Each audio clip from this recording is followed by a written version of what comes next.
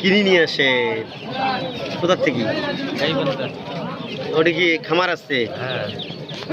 একটা ওই কত পড়ে তাতে আপনার? 28 টাকা বিক্রি করা লাগে, নাহলে তো 40 টাকার উপরে। 30 টাকা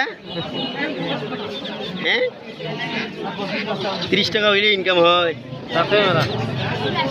তো একজনে কটা করে নেয়? তারপরে এটা কি যে খামারি না?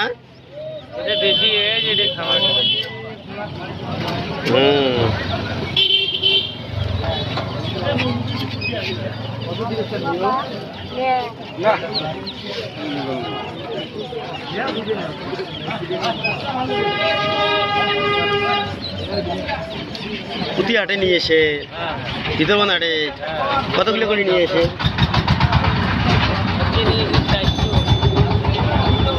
400 বিক্রি হয়? না না 400 বেশি হলে তো মেলা